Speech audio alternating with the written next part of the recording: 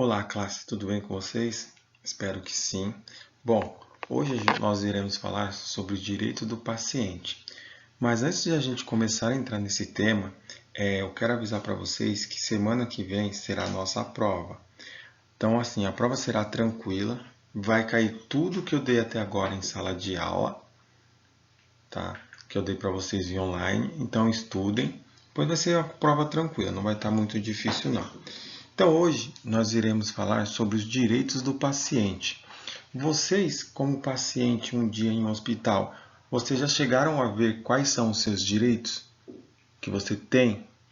Então, hoje a gente vai debater um pouco sobre o direito do paciente. Então, muitos aqui não sabem que tem muitos direitos que eles podem estar exigindo no hospital, seja ele particular, seja ele do SUS. Então, o hospital ele tem direito a prestar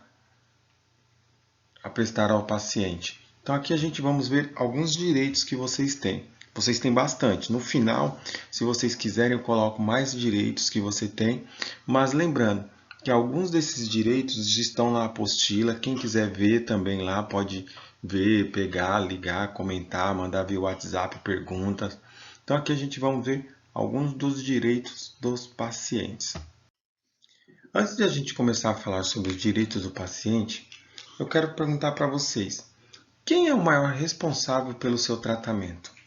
Vocês acham que é o médico, a equipe de farmácia, a equipe de enfermagem ou você como paciente? Então, se eu der essa pergunta na prova, o que vocês responderiam? Bom, o médico ele é responsável pelo seu tratamento? É sim. A equipe de farmácia é responsável pelo seu tratamento? Também. A equipe de enfermagem também é responsável pelo seu tratamento? Também. E você, como paciente, você também é responsável pelo seu tratamento. Porque todos esses aí são responsáveis, inclusive você, como paciente, é responsável pelo seu tratamento. Você é responsável também, todos esses que eu citei, eles são responsáveis pela participação do seu tratamento, inclusive o paciente, seja ele estando hospitalizado ou estando em ambulatório. Então, ele é muito importante que o paciente ele conheça todos os seus direitos. Às vezes, muitos pacientes não sabem quais são os seus direitos e assim acabam o quê? Não participando do seu tratamento. Então, é de extrema importância você saber o seu direito como paciente. Então, você sabe qual o seu direito como paciente? Qual que é a importância de você saber o seu direito como paciente? Assim, quando a gente sabe os nossos direitos e os nossos deveres como paciente, o que acontece? A gente aumenta a qualidade do nosso atendimento. Imagine se você é uma pessoa leiga e você não sabe dos seus direitos como paciente. Então vão acabar te tratando de qualquer jeito. Agora, quando você sabe dos seus direitos como paciente, aumenta-se o quê? Um leque muito grande na qualidade do seu atendimento, seja ele pelo SUS ou seja ele no particular, pelo um convênio. Então, vocês têm todo o direito como paciente a essas informações, que a gente vai falar mais nos outros slides. Então, até aqui, deu para entender que todos nós somos responsáveis pelo tratamento. Vai desde o médico, a equipe de farmácia, a equipe de enfermagem e até mesmo você como paciente. Beleza? Bom, um direito que vocês têm, o direito do paciente, primeiramente, deixa eu grifar aqui, é aqui, ó. É saber o nome, a categoria do profissional e a função de quem está lhe prestando assistência. Então, o profissional ele deve sempre se apresentar a você. Então, esse profissional ele tem que falar o seu nome, falar a sua função e qual o procedimento ele vai realizar em você. Então, a gente pode citar como exemplo, por exemplo, você vai ao médico. você tem que ser medida a sua temperatura. Então, aquele funcionário ele deve falar o seu nome para você. Por exemplo, suponhamos aí que vai falar José. O José ele vai se apresentar para você, então ele vai falar: meu nome é José, um exemplo, eu sou técnico de enfermagem e eu estou aqui para medir a sua temperatura. Ou, se o José for fazer um outro procedimento, ele vai chegar em você e vai explicar: eu sou o José, sou técnico de enfermagem, vou lhe administrar uma medicação para diminuir a sua temperatura corpórea ou a sua temperatura. Então, o profissional ele deve sempre se apresentar a você e explicar qual a sua função e qual o procedimento que ele vai estar realizando. Se caso esse profissional ele chegue até você e ele não se apresentou, não falou a sua função e não falou o seu procedimento que ele vai estar realizando em você, você como paciente, você tem o direito de saber. Então você pode pedir essas informações. Então você pode falar para a pessoa que está te atendendo, você perguntar para ela qual que é a função dela, qual que é o nome dela e qual o procedimento que ela vai realizar em você. Caso esse profissional tenha esquecido ou se alegue de dar essas informações, você pode levar essas informações lá para os superiores. Você pode chegar e falar: ó, eu fui atendido pelo profissional, eu perguntei o nome, a função e ele não me falou nada, não me falou nem o nome, nem a função e nem qual o procedimento que ele ia realizar em mim. Então, você tem esse direito, tá?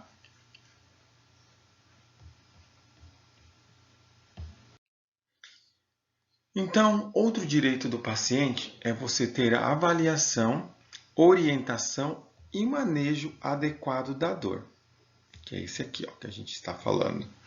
Então, aqui, se eu perguntar na sala, quem de vocês gostam de sentir dor?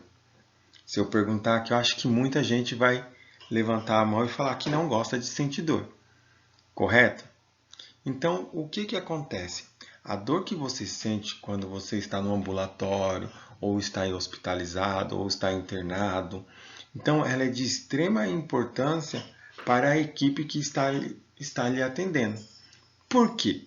Pois através desse manejo da dor, você vai conseguir ajudar, você vai conseguir se ajudar. Por quê? Você vai conseguir ajudar com que seja escolhido o melhor medicamento que vai ser administrado a você. Então, exemplo, se você sentir uma dor, o profissional que está lhe atendendo, ele vai sempre te perguntar. Tudo depende do procedimento que os hospitais, ou o SUS, ou o hospital particular, eles têm. Tem hospital que ele tem uma forma de escala de dor. Né? Então, por exemplo, o profissional vai chegar para você e vai perguntar assim para você: você está sentindo dor? Eu estou sentindo dor. Então, numa escala de dor de 1 a 10, qual você me diria que é o nível da sua dor? Então, aí você vai responder, por exemplo, suponhamos aí que você responde 9. Pô, então quer dizer que você está sentindo uma dor muito grande. Então, o que vai acontecer? Através da sua indicação, o profissional que está lhe atendendo, ele vai administrar um remédio. Esse remédio para a dor, para aliviar essa dor que você está sentindo. Mas esse remédio que vai ser administrado a você para a dor, ele vai ser um remédio que foi indicado pelo médico, tá? Ele não vai ser lá o profissional, por exemplo, técnico de enfermagem foi lá, te atendeu no hospital e ele vai te dar o medicamento. Não. Esse medicamento ele vai ser prescrito pelo médico que lhe atendeu. Então, suponhamos aí que você falou numa escala de 1 a 10, você está com 9. Então, o técnico de enfermagem vai lá, vê qual foi o remédio que o médico indicou para a dor e te administra. Dependendo da sua dor ou da escala que você falou, esse remédio ele vai ser ou administrado por injetável, né? Ou na forma de comprimido ou outros medicamentos. Então, o que acontece também? Quando o medicamento ele é para dor e ele é administrado por via injetável, depois de meia hora, o profissional da saúde ele vai lá no seu quarto, né? No caso no seu leito, e vai te perguntar se a dor passou. Beleza? Se a dor passou, tranquilo. Se não passou, ele vai ver com o médico o que pode ser feito. No caso de medicamentos administrados para dor por via oral, como comprimido, xarope, por aí vai, o técnico de enfermagem ou quem te deu essa medicação volta após uma hora. Por quê? Para ver se o medicamento fez efeito.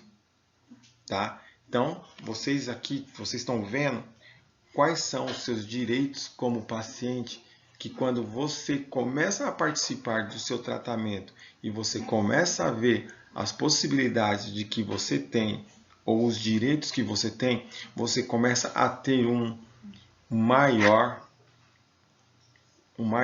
como que eu posso dizer para vocês, um maior tratamento, um melhor tratamento. Então, tem lugares que vão deixar o quê? Deixar essa aqui, ó, vocês estão vendo? E fala para vocês, ó, qualquer coisa que você precisar, você pode apertar aquele botão e me chamar. Então, quer dizer que se a dor não passou, você pode apertar o botão que o técnico de enfermagem ou o enfermeiro vai vir ver o que você necessita. Tá ok?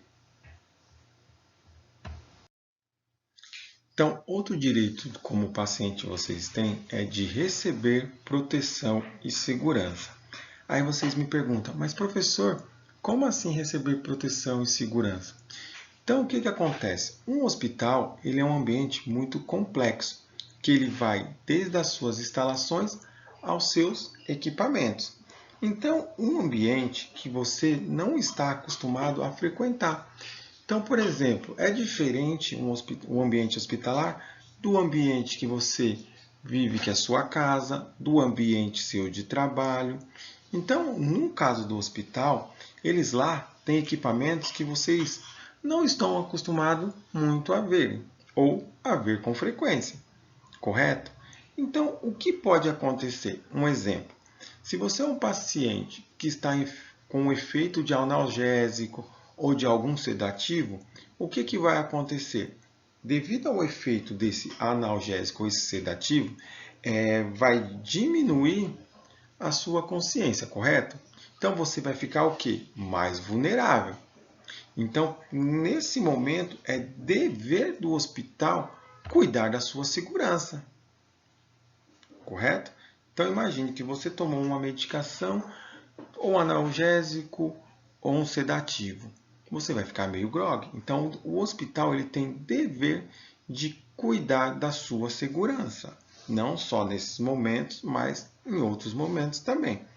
Então, um exemplo. Suponhamos que durante a sua internação você precisa tomar algum medicamento. Então, vai ter um profissional que vai te acompanhar, você vai tocar aquela campainha, você precisa ir ao banheiro. Então, esse profissional ele irá te auxiliar. Não sei se vocês já perceberam também, aqui, ó, essa também é uma forma de proteção ao paciente. Essas grades aqui, ó. Então, essas grades, imagine que você tomou um sedativo, essas grades vão impedir de que você caia do seu leito, correto? Então, deixar a cama um pouco mais baixa também é uma forma de proteção e segurança, porque vai facilitar ao paciente que quando ele queira ir ao banheiro. Uma outra forma também de proteção e segurança que os hospitais adotam, quem de vocês já ficou internado e quando utilizou o banheiro que está ali no quarto ou no leito, percebeu que lá não tem tapete? Por quê? Porque se eles colocam tapete, é perigoso o paciente escorregar naquele tapete, cair e bater a cabeça. Então, o hospital ele não irá ter cumprido com esse direito seu, que é de você receber proteção e segurança. Um outro exemplo também, quem já foi mãe, quem tem filhos ou quem já foi visitar um hospital para ver algum bebê que nasceu, vocês viram, deixa eu pegar aqui a caneta. Vocês viram que nenhum bebê quando sai do quarto da mãe, ele sai no colo. Ele geralmente sai nesses carrinhos que tem o que? Proteção ao bebê. Uma outra forma também na maternidade que tem como proteção e segurança essa criança é nunca deixar aquela criança dormir junto com a mãe no hospital, tá? Porque a mãe acabou de ser operada, não está tendo as condições suficientes para cuidar daquela criança. Então imagine se a criança está lá dormindo com a mãe e pum, cai, né? Então uma das formas também que o hospital tem de receber de proteção, no caso dos bebês, é não deixar eles dormirem com a mãe e toda vez que ele for transportado, seja ele para o quarto da mãe ou seja ele até o berçário, essa criança ela nunca pode ser levada no colo. Ela tem que ser sempre levada no famoso bercinho ou no carrinho de proteção, que é esse aqui, ó, que ele protege a criança de queda. Beleza? Deu para entender então sobre o receber proteção e segurança? Você, como paciente de um hospital, você tem direito à privacidade. O que seria essa privacidade? Então, um exemplo. Quando a gente está num ambiente hospitalar, está internado, ou até mesmo no ambulatório, o que a gente gosta? A gente gosta daquele momento de tranquilidade, sabe? Quando a gente está internado, a gente gosta mais de estar aquele momento reservado, sem ter muita gente ao redor. Então, o que acontece? Você, como paciente, você tem o direito de receber até 2 visitas pelo horário de visita. Então, o que acontece? O hospital ele estipula os horários da visita. Então, você tem direito a 2 visitas durante esse período. Então, sobe 2, desce 2, vai 2, volta 2. Mas você, como a gente está falando de privacidade, você também tem todo o direito de não querer receber visita.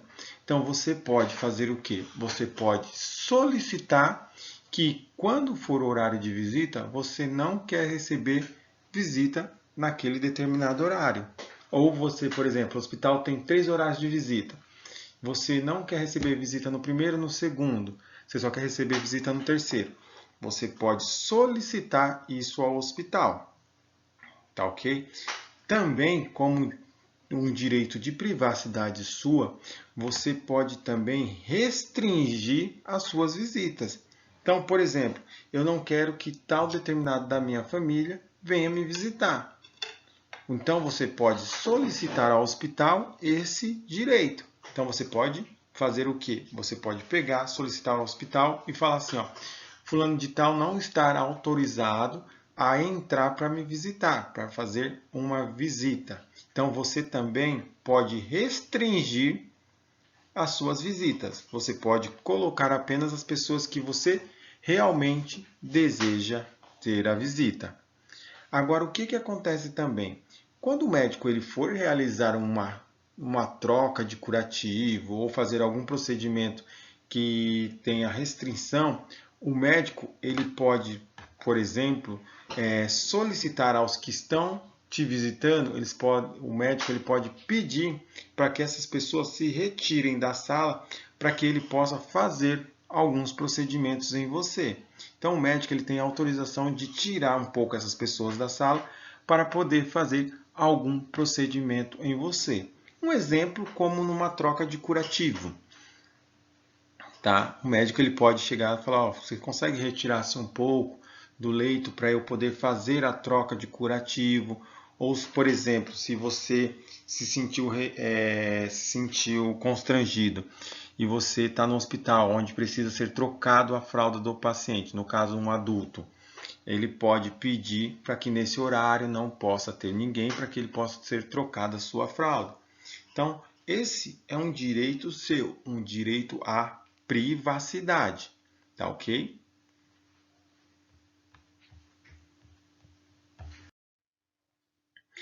Outro direito que vocês têm é de não sofrer qualquer tipo de discriminação.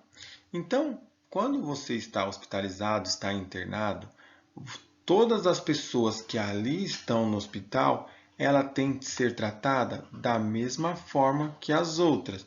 Então, sem preferência em relação à idade, sem distinção de idade, cor, crença, religião, característica ou qualquer outra característica que possa causar o preconceito ou a discriminação. Então, quando vocês estão, é um direito do paciente em não sofrer qualquer tipo de discriminação. Como a gente falou, é tratar todas as pessoas sem discriminação, seja ela indiferente de crença, religião, idade, sexo, cor, raça ou até mesmo qualquer outra característica que possa possibilitar essa discriminação pela equipe que está lhe atendendo. Beleza? Outro direito do paciente é receber o apoio moral, tanto religioso ou psicológico, quando ele está hospitalizado. Então, o que acontece? Muitos de vocês sabem que, além do tratamento médico, todos nós sabemos que o apoio moral, o apoio religioso são de extrema importância para o quê? Para a recuperação do paciente, correto? Então, mexer com o psicológico, com o religioso da pessoa é de extrema importância para dar o apoio moral para aquele paciente que está hospitalizado. Então, assim, dando esse apoio moral, a importância para a recuperação. Por isso, você também, como paciente, você tem o direito de receber o apoio psicológico, no caso do hospital. Se você estiver precisando de um psicólogo na hora do seu tratamento, então, por exemplo, muita gente está lá acamada, acaba se sentindo triste, precisa conversar. Então, o hospital ele vai liberar um psicólogo do próprio hospital, tá? Para fazer o acompanhamento seu. Mas o que acontece? Se você preferir o apoio ou uma visita de um sacerdote religioso, por exemplo, um pastor, um bispo, um padre, independente da sua religião ou sua crença, você tem o direito de receber essa pessoa no seu leito, tá? Então, é um direito seu, tá? Receber o apoio e uma visita tanto de um sacerdote da sua religião. Então, você pode solicitar a presença dessa pessoa. Então, o que você tem que fazer? Você tem que solicitar a presença dessa pessoa através da equipe do hospital. Então, você vai pegar e vai fazer o quê? Você vai falar, olha, eu preciso que o pastor da minha igreja venha aqui orar por mim. Então, é um direito seu. Só que isso precisa ser combinado com o hospital. Qual vai ser o horário que esse religioso possa vir a estar fazendo isso para você? Tá? Então, lembrando, é um direito seu que muitas vezes muitos não sabem. Tá ok? Porque, como a gente citou, às vezes receber o apoio moral ou apoio religioso ou até mesmo uma conversa com o psicólogo, ele vai ajudar no tratamento do paciente. Beleza? Deu para entender? Outro direito que você tem como paciente é ter confidencialidade do sigilo profissional. O que seria isso? Você pode não querer que outras pessoas saibam sobre qual doença você tem ou sobre qual situação clínica você se encontra. Então, você tem direito que essas informações sobre a sua saúde seja apenas de conhecimento seu, tá? E da sua equipe que está lhe tratando, aquela equipe de profissionais que está lhe atendendo.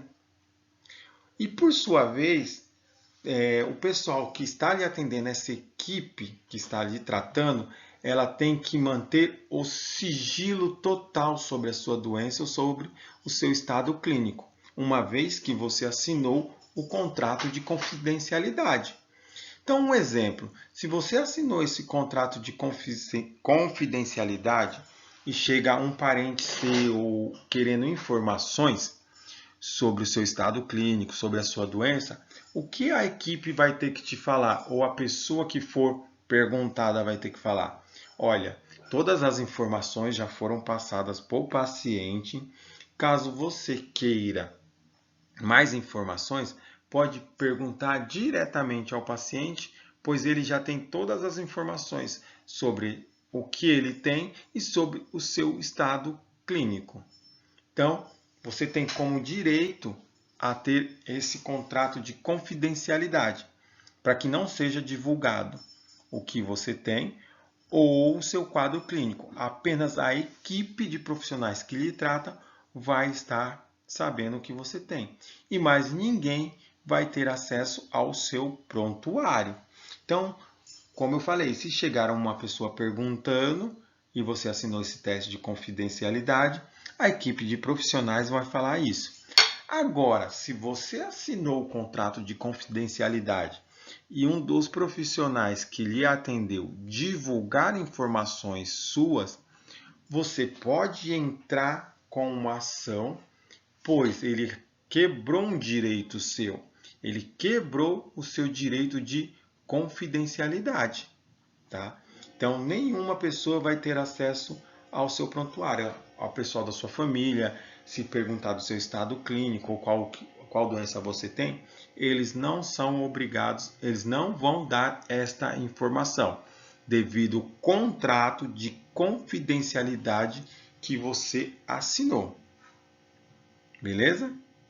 Deu para entender? Então, o que acontece? Esse contrato de confidencialidade ele pode ser quebrado apenas em alguns casos, como, por exemplo, apenas nos casos de doenças epidemiológicas. O que seria isso? Seria doenças que iriam se alastrar rapidamente. Então, aquela pessoa tem uma determinada doença e aquela doença vai se alastrar.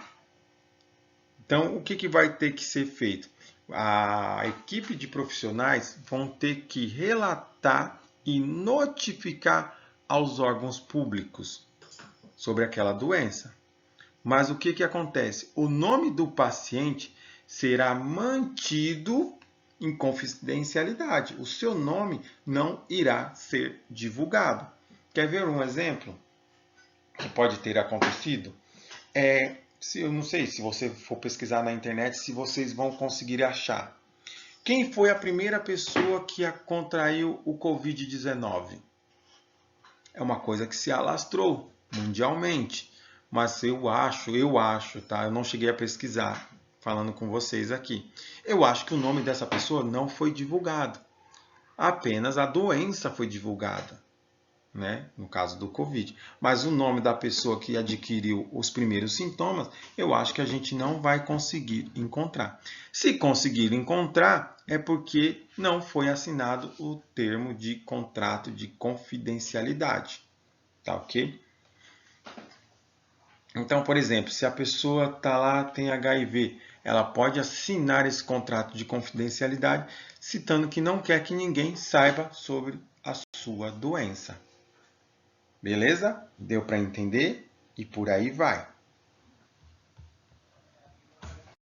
Outro direito que vocês têm como paciente é receber informações claras sobre exames e tratamentos propostos, com o seu risco e benefício e alternativa. Então, vocês lembram que vocês, como paciente, é a parte fundamental para o quê? O sucesso do seu tratamento. Então, o que acontece? O médico e a equipe de profissionais que estão lhe atendendo, eles têm por obrigação explicar para você com clareza todos os exames e tratamentos que você irá fazer. E através desses exames e tratamento, ele falar para você quais serão os riscos e os benefícios que irão te trazer. Então, o que acontece? O que será feito nesse caso? Será feito assim: o médico vai explicar para eles e você vai ter o direito de opinar e participar. Então, você tem que sempre perguntar, sempre, sobre as alternativas que você tem, sobre os exames e os procedimentos. Por quê? Assim você vai compreender o que irá ser feito em você, o que irá ser realizado em você, né? Alguns hospitais, o que eles fazem? Eles adotam o termo de consentimento. O que seria esse termo de consentimento? É um documento informativo, aonde vai lá, naquele documento, vai estar tudo o que irá ser feito em você, quais são os procedimentos e o que você irá fazer. Tá? Por exemplo, como um exame de contraste, um exame cirúrgico. Então, ali o médico vai explicar como será feito esse exame e qual o risco que ele pode causar. Então, você pode, como direito seu, você pode pedir explicações para o médico sobre esses procedimentos que irão ser realizados em você. Beleza? Direito do paciente é ter acesso ao prontuário, resultados de exames realizados. Então, primeiramente, para a gente entender o que é um prontuário. O prontuário, ele nada mais é que um documento que registra as condutas que foram realizadas durante o seu atendimento. Então, ali no seu prontuário vai ter tudo o que foi realizado em você, desde um medicamento que foi administrado, desde os exames que foram feitos. Então, ali vai estar tudo o que foi feito em você. Então, esse prontuário ele é um documento sigiloso que pertence apenas a você. O que acontece? O hospital ele vai manter esse prontuário em um lugar restrito, tá? Isso também não só vale para os prontuários, mas também para os exames. Tanto o prontuário quanto os exames, eles vão ficar no lugar restrito às pessoas e aonde você pode solicitar o acesso a esses resultados a qualquer momento. Então, a qualquer momento, se você quiser ver o seu prontuário ou se você quer ver o seu prontuário ou se você quer ver os seus exames que foram realizados em você, você pode pedir para a equipe de profissionais que estão lhe atendendo o seu prontuário. Então, você pode simplesmente chegar e falar assim: eu quero dar uma olhada no meu prontuário para ver o que estão realizando em mim ou o que foi realizado em mim. Então, eu quero ver os meus exames para ver o que deu de alterado nos meus exames. Então, ele é um direito seu e você pode pedir a qualquer momento o seu prontuário e os seus exames, é claro. Outro direito que vocês têm também como paciente é você autorizar um representante legal, né, da sua família para ter acesso às suas informações médicas.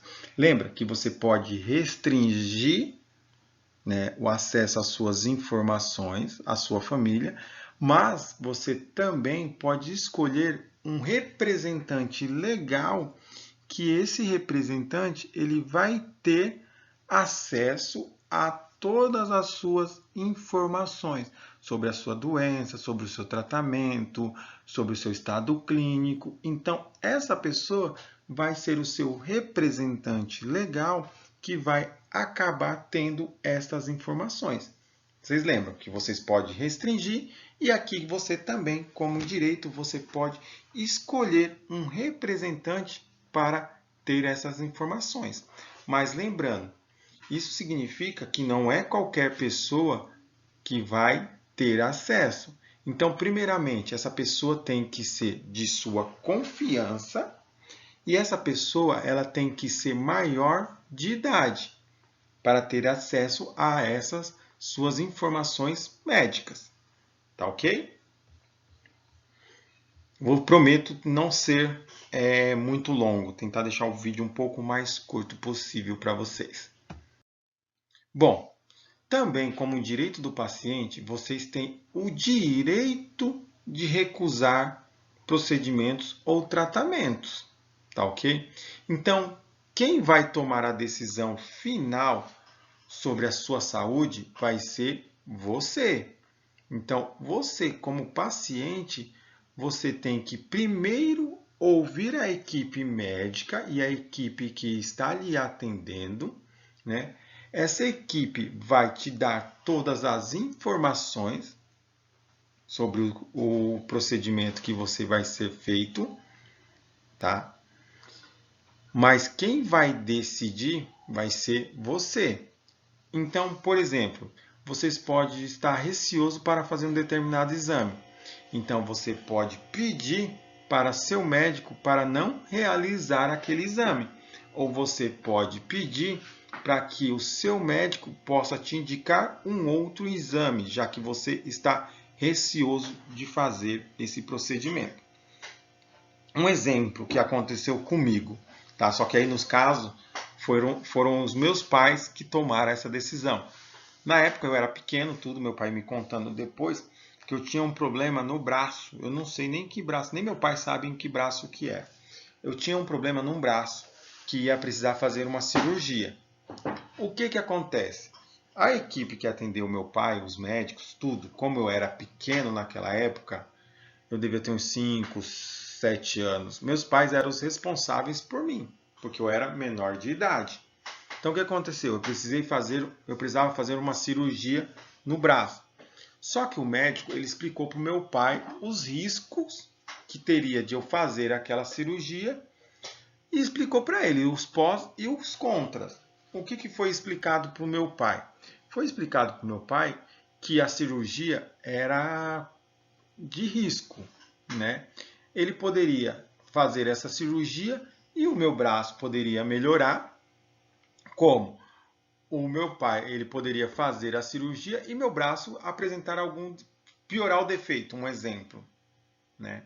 Meu pai escolheu e optou, conversou com minha mãe em não fazer esse procedimento, porque o médico também falou para o meu pai que se não fizesse o procedimento poderia ser que eu poderia ter uma vida normal, mas se eu não fizesse o procedimento e desse algo errado na hora da cirurgia, por ser uma cirurgia complexa naquela época, eu poderia apresentar algum defeito mais para frente no braço, como também. Então, meu pai e minha mãe se sentaram, conversaram, não precisaram tomar essa decisão de imediato. O médico deixou uns tempos para eles pensarem. E meu pai e minha mãe, conversando com o médico explicou para eles tudo certinho, tudo bonitinho. E meu pai e minha mãe não quiseram fazer esse procedimento. Acharam que ia ser muito arriscado. Então me trouxeram de volta para casa e eu nunca fiz essa cirurgia. E se me explicasse hoje, eu não sei que cirurgia que é, eu não sei em que braço que é, e meus braços hoje são normais, não sei o que aconteceu. Aí entra aquele negócio de fé, minha mãe é uma pessoa muito devota, então assim, são coisas que a gente é inexplicável. Mas eu não estou falando para vocês recusarem todos os procedimentos ou tratamento. Lembrando, você que tem que escolher, você é o paciente. Só que tem um porém. Se desse alguma coisa errada, o que acontece? Por exemplo, meu pai e minha mãe recusaram fazer a cirurgia. Só que se desse alguma coisa errada depois com o tempo, meu braço começasse a ficar torto, alguma coisa assim, o hospital não ia ser responsabilizado. Por quê? Meu pai e minha mãe que escolheram não fazer a cirurgia. Então, vocês, quando não escolhem fazer um tratamento que foram indicado para vocês, vocês que vão arcar com total responsabilidade. Tá ok? Então, como vocês têm direito, vocês têm deveres. Nesse caso aqui, se você recusar o procedimento ou tratamento que for proposto a você, você que irá arcar com todas as consequências. Então, por exemplo, você precisaria fazer uma cirurgia no joelho, aonde você não tem total convicção e os médicos te passaram que nessa cirurgia o joelho, você pode fazer o joelho voltar a 80%, a ficar bom. Ou você tem 40% ou 30% do seu joelho voltar a ficar bom. Então, você vai escolher, você vai arcar depois com as consequências. O médico te deu a opção e você negou a fazer o tratamento, então você irá arcar com todos os danos. Não é arcar financeiramente que eu falo, mas é arcar com o problema que poderá se agravar depois no decorrer da sua vida. Ah, que nem hoje. Hoje eu não sinto, não sei, nunca foi feita essa cirurgia, não sei como vai ser, né? Eu já estou com quase aí 30 e poucos anos e meus braços estão normal, jogo bola, pratico Muay Thai e por aí vai, né? E os braços estão bons. Mas lembrando, você tem que saber, você vai arcar. Se depois, mais para frente, meu braço apresentar algum defeito, meus pais não vão poder processar o hospital, porque meu pai e minha mãe se negou a fazer o tratamento. Beleza? Então, quando você recusar um procedimento ou tratamento, você deve sempre lembrar que você será responsável. Então, o médico ele tem que colocar os prós e os contras e jogar limpo com você. E você ter a sua escolha. Beleza? Bom, vocês também, como paciente, vocês têm o direito de solicitar uma segunda opinião médica. Então, por exemplo, o médico falou que você precisa fazer tal coisa. Você, como paciente, tem o direito de falar para o médico, olha, ou para o hospital, eu quero uma segunda opinião médica. Você pode procurar essa segunda opinião médica. Então, às vezes, você tem algum amigo que é um médico, ou você conhece algum médico que é de sua confiança, que você já conhece ou passou com ele há muito tempo atrás. Então, você pode solicitar a esse outro médico uma segunda opinião, tá? Então, todo paciente ele pode solicitar essa segunda opinião de outro médico, mas só que para pedir essa segunda opinião, por exemplo, se vai pedir um médico de fora do hospital, você deve solicitar ao hospital que esse outro profissional tenha acesso ao seu prontuário médico. Tá? Então, esse médico pode ir lá no hospital para ter acesso e te dar uma segunda opinião. Ou o próprio hospital pode ceder um outro médico para ele dar uma segunda opinião a você. Então, você tem o direito de uma segunda opinião médica. Bom, outra coisa que vocês têm também como direito, vocês podem ter acesso às contas das despesas que foi gasto com vocês. Então, o que acontece? O processo de conta hospitalar ele é muito complexo, envolve muita coisa. Então, é de extrema importância que você saiba detalhadamente, tá? Aqui para quem tem plano de saúde, você tem que saber detalhadamente o que o seu plano de saúde ele cobre e o que ele não cobre. Por quê?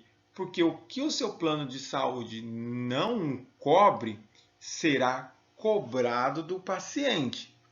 Então, é de extrema responsabilidade que seja informado a vocês o que o seu plano cobre e não cobre. Então, por exemplo, você está lá no hospital e o hospital não te avisou que o seu plano de saúde não cobre aquela determinada medicação.